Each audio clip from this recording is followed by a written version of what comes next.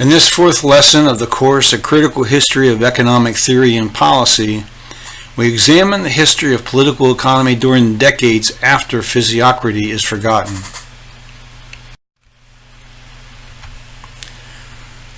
The next major figure in this story was the French writer and reformer Pierre-Joseph Proudhon.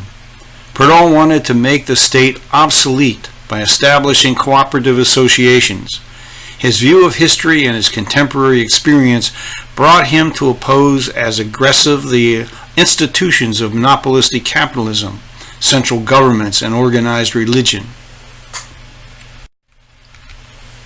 Of them he wrote, "The economic idea of capitalism, the politics of government or of authority, and the theological idea of the church are three identical ideas, linked in various ways.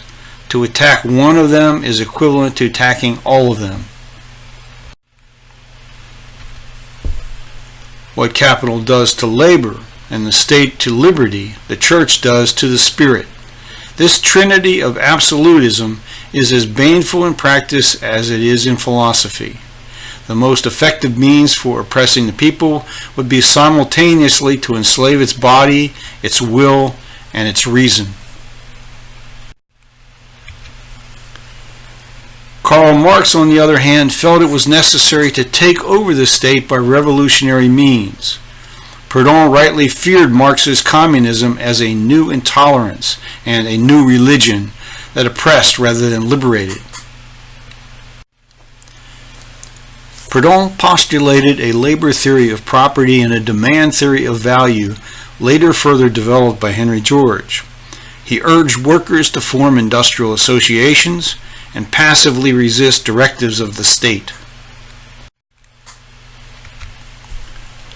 Karl Marx saw both Adam Smith and David Ricardo as defenders of the status quo,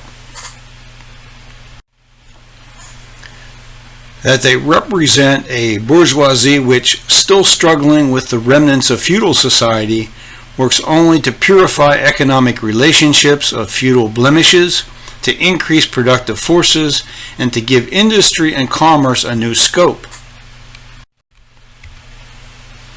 In their eyes, poverty is merely the pang that accompanies every childbirth, in nature as well as in industry.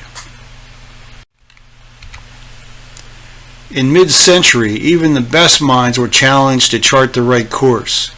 John Stuart Mill was one of the world's great moral philosophers, struggling to come to terms with the social ills faced by so many societies.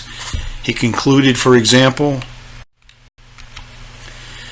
"In this age, a far better ideal of human society can be formed than at any former time, but to discern the road to it, the series of transitions by which it must be reached, and what can be done, either under existing institutions or by a wide modification of them, to bring it nearer, is a problem no nearer being resolved than formerly, the only means of which the efficacy and the necessity are evident is universal education, and who will educate the educators."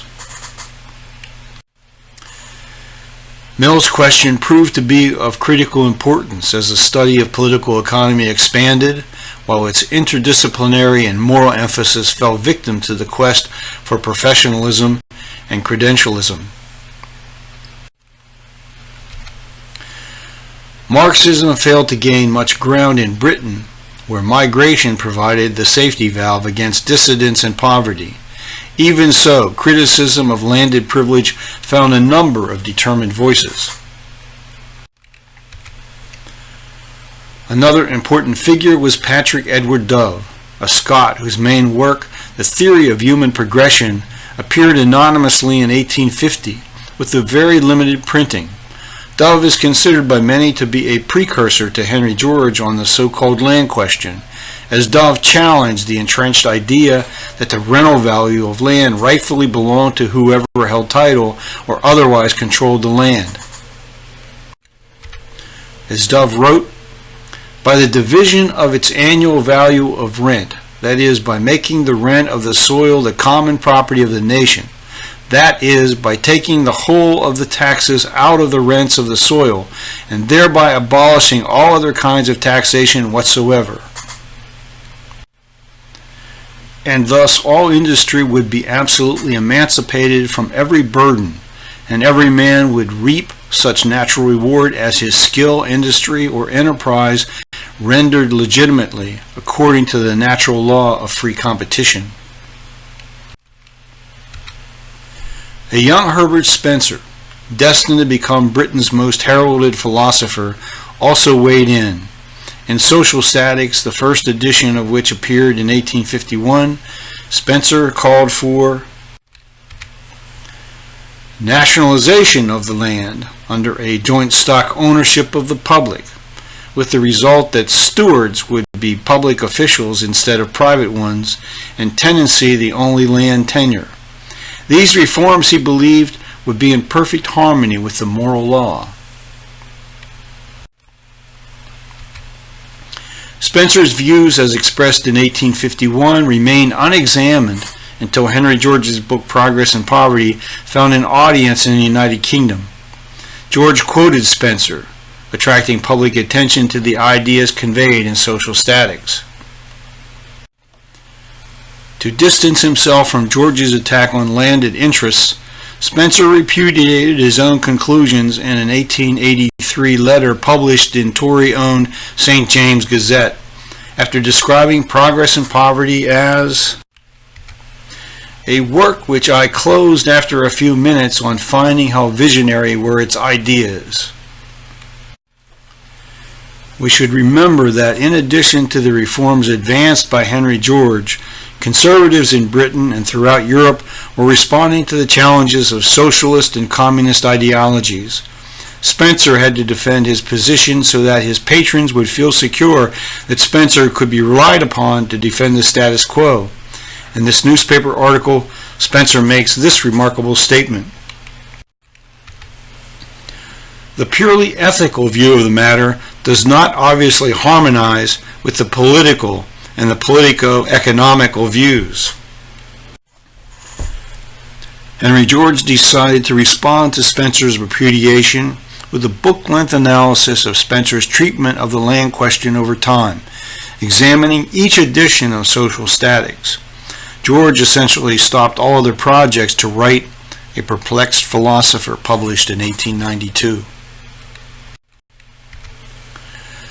Today, this effort may seem to be an overreaction to one person's struggle with the objective search for truth.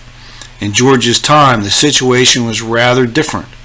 George understood that what Herbert Spencer had to say carried enormous influence. Herbert Spencer was, George wrote, widely regarded as the scientific philosopher, eulogized by the admirers as the greatest of all philosophers, as the man who has cleared and illuminated the field of philosophy by bringing into it the exact methods of science. He carries to the common mind the weight of the marvelous scientific achievements of our time as applied to the most momentous of problems. And so we've reached the end of Lesson 4.